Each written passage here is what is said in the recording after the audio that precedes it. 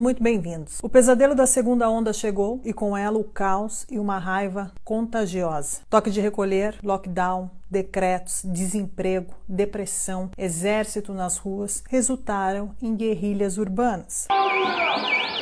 Basta restrizioni, basta coprifuoco, basta lockdown.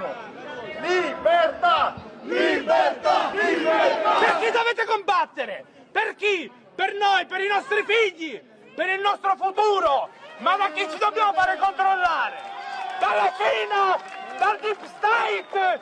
Ma da chi? O dinheiro que não entra, o trabalho que desaparece, os preços que só aumentam, as promessas dos governos que não foram mantidas. Os jogos políticos se tornaram letais para o povo, mais que o próprio vírus. E com este novo decreto do governo italiano, para muitos será o golpe final. Noi dobbiamo lavorare, dobbiamo mantenere l'economia, anche i nostri dipendenti, tutto quanto, e la famiglia. Siamo veramente disperati. Restaurantes, bares, sorveterias, piscinas, academias, centros estéticos, teatros, museus, todos são obrigados a fechar às 18 horas. Fecham as escolas, mas deixam o transporte público superlotado. E se você estiver circulando entre as 22 até as 5 horas da manhã, você tem que ter em mãos um certificado explicando o porquê de sua saída. Caso contrário, você será autuado e poderá se complicar com a justiça. Tudo isso o governo italiano e quase todos os governos que fazem parte da União Europeia estão fazendo, deixando as pessoas sem alternativas e provando que 90% das medidas que estão nos impondo para conter o vírus não tem nada a ver com a prevenção do próprio vírus. Na verdade, são medidas que têm somente um forte impacto no psiquismo do cidadão. A forma com que os políticos e a grande mídia vêm enfrentando este vírus e esta emergência está causando danos psicológicos à sociedade. Na Itália, o índice de suicídio aumentou durante essa pandemia. Foram registrados 71 suicídios e 46 tentativas de suicídio. Um dado em aumento em relação ao ano anterior, que, segundo os especialistas, está relacionado ao Covid-19. Come mai questo striscione? In solidarietà col signore di Lodi che si è tolto la vita, ha aperto il bar stamattina, si è impiccato proprio perché probabilmente non sa come andare avanti. Vedete vostro figlio che vi guarda e non andate a rubare. Ma domani finirà l'Equitalia, la gente si suicida. Poi però vedremo tutti i vari consiglieri, presidenti con le camicie nere, in lutto ai funerali. O país, pela segunda vez, vira refém de uma emergência que parece não ter fim. Com a segunda onda, começamos a respirar um clima pesado.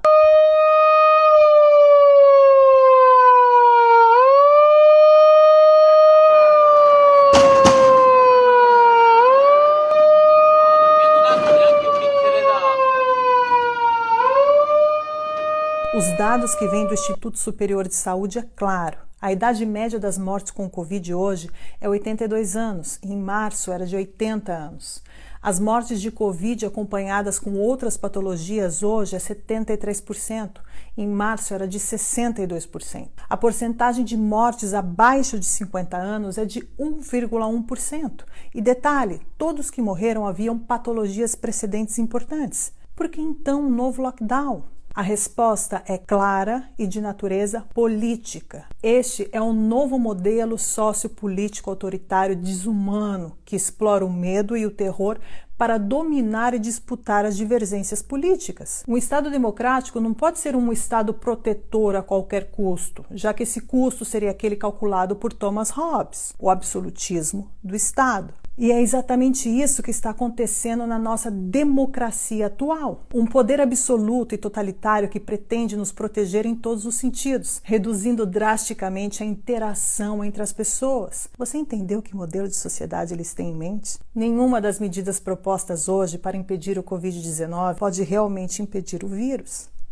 Mas o lockdown, para eles, é a única solução a ser implementada. Tiram sua liberdade, salários, trabalho e, por último, a sua dignidade. Mas eles estão fazendo tudo isso para te proteger. Tudo isso é para o seu próprio bem. Este é o primeiro regime de proteção ao povo da história. Lindo! não é mesmo? Matteo Bassetti, médico, infectologista e diretor do Centro de Doenças Infecciosas do Hospital São Martino de Gênova, disse que a comunicação dos últimos 7 meses estava errada. As pessoas pensam que quem pega o coronavírus pega uma doença que deixa sequelas terríveis e, quando não, te mata. Ele continua dizendo que 93% dos casos é uma infecção controlável em casa e o mundo não vai acabar pelo Covid. Já o virólogo Giorgio Palù vai mais além. Ele disse basta de histeria.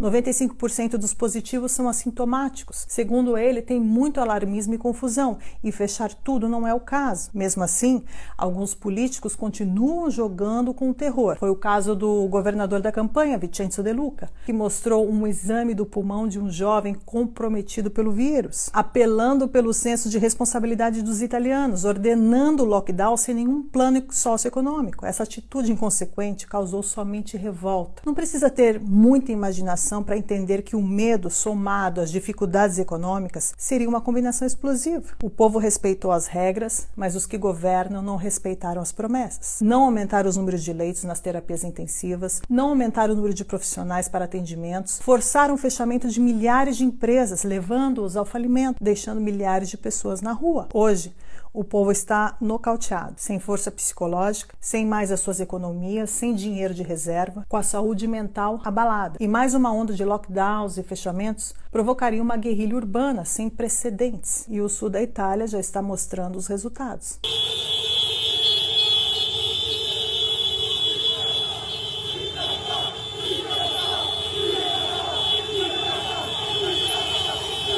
Nápoles, Catânia, Roma já nos mostraram na prática os efeitos do sistema totalitarista e desumano. Mais de 17 cidades da Itália já se programam para as próximas manifestações de massa. E este pode ser o exemplo do que irá acontecer no resto do mundo nos próximos meses.